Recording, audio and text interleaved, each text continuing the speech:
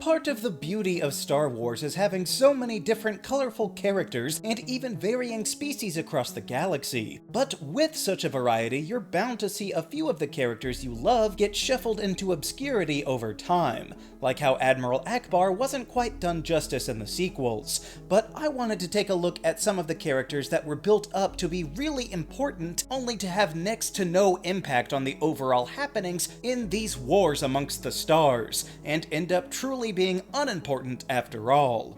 Like, to start off, we have Captain Phasma. People complain about Snoke all the time, and for good reason, I suppose, but I will say that in the narrative of the films themselves, they never really hyped up Snoke as a mystery on the same level as, say, Rey's parentage, for example. That kind of disappointment was largely self-inflicted by the fans, so they were upset when a mystery they invented didn't measure up.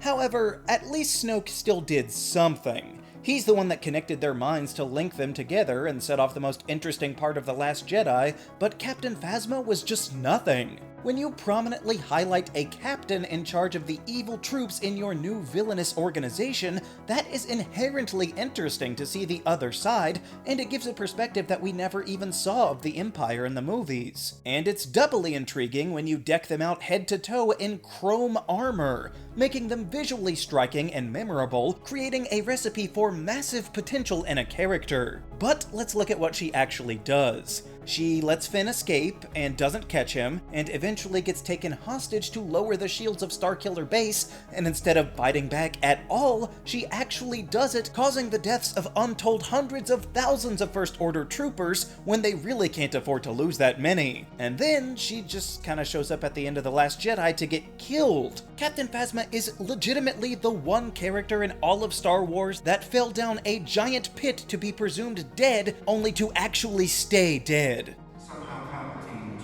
At the very least, she could have been the one to yell traitor at Finn and fight him with one of those batons, but you can't craft a perfect storm of impressive design and thought-provoking job title to the point that she is one of the main features of your marketing material and then do nothing with her in the story. Phasma was clearly structured to be important for the movie, but in the grand scheme, I think Admiral Ackbar might have actually had more impact on the narrative. And just like her, we have Captain Panaka from Episode 1.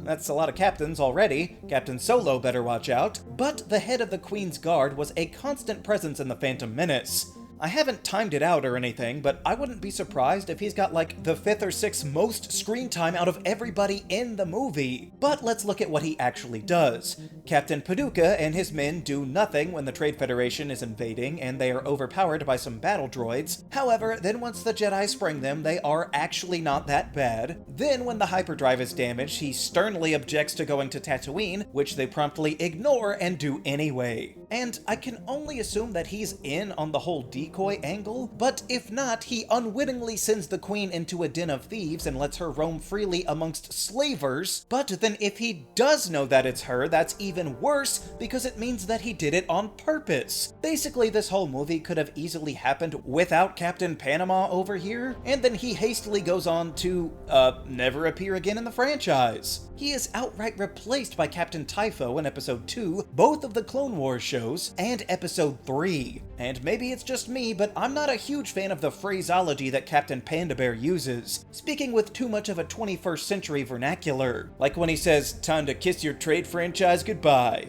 That's just not how people in Star Wars talk. I mean, this is the kind of contemporary dialogue that people had problems with in the sequels, and it sticks out a lot more when everyone else is written to speak in a more timeless manner. So for having more of the movie devoted to him than Darth Maul, it's truly shocking how quickly he's forgotten, even by the fans. They never really bring him up either, even less than Captain Tarpals from this movie, and honestly, that's kind of an insult. Alright, now I never really thought about it until this topic came up, but the bounty hunters from Empire Strikes Back really don't do anything. These guys are built up to be pretty big in that scene, being brought in where the Empire failed, and while aliens may be a staple of Star Wars, they seem to take extra care to show how cool and different these aliens were. But then they proceed to do absolutely nothing and never really show up again. Obviously Boba Fett is the exception because he actually tracked the Falcon to Bespin and then got his own show later on, but that's a good point too. When they needed a cool rival bounty hunter to call on in that show, they didn't pick Bosk, Dengar, or Zuckuss, they brought in Cad Bane. That's right, he gets top billing over all of these useless guys from the movies. The Mandalorian gave IG-11 about 3,000% more screen time than IG-88 ever had, because apparently he died off-screen. I know that some of them show up in the cartoons and such, but they never win there either, or they never do anything cool, and they're still just as likely to be shown up by Cad Bane there anyway. And honestly, before his own show, Boba Fett went out like a chump too. So they took one of the greatest sequels ever produced, made sure to grind the plot to a halt, and introduce half a dozen characters just to immediately never show them again in the films. At least with all the aliens in the cantina, it was the fans that made a big deal about them. By obsessing over every minute background character, the movie itself didn't stop to tell you how important everyone in this room was, but that's exactly what happened here with these bounty hunters, all but one of whom had less plot relevance than Salacious Crumb. And speaking of the TV shows, if we were to discuss them in more depth, as an honorable mention, I would have to include Cyril Karn from Andor. Someday I'll make a whole video about how Andor is just okay and not the greatest Star Wars thing ever made, but even Cassian looks him in the eye and literally says, "Who are you?" If the main character doesn't consider a primary cast member to be important, he's probably not. And this is proven because removing him from the story really wouldn't change anything. However, what I think is undoubtedly the most important character in the Star Wars franchise has got to be Lor San Tekka. Oh, did that one take you a minute to place off the top of your head? Well, it's the old guy from the start of The Force Awakens. The man that utters the first words of the entire sequel trilogy, introducing us to Star Wars in theaters for the first time in over a decade. Surely he'll have something profound to share with us.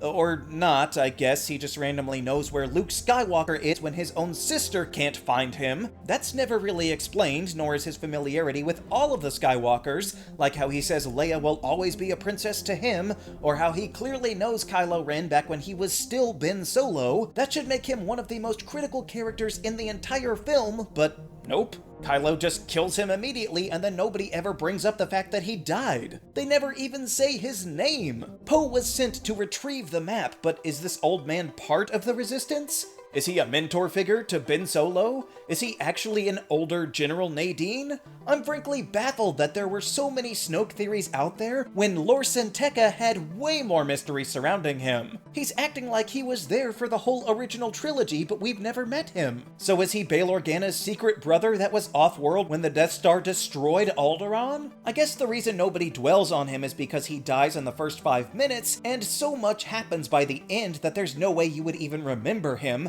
But every time I start up The Force Awakens, I can't help but think, who is this guy? Because he has to have some seriously heavy significance to be that tight with the Skywalkers, only to apparently not matter at all. Because even Leia never once asks about him, nor does Luke when he was the one person in the galaxy entrusted with the final piece of the map. The sequels did a lot of things wrong, but the list of baffling choices starts right here at the top with this man.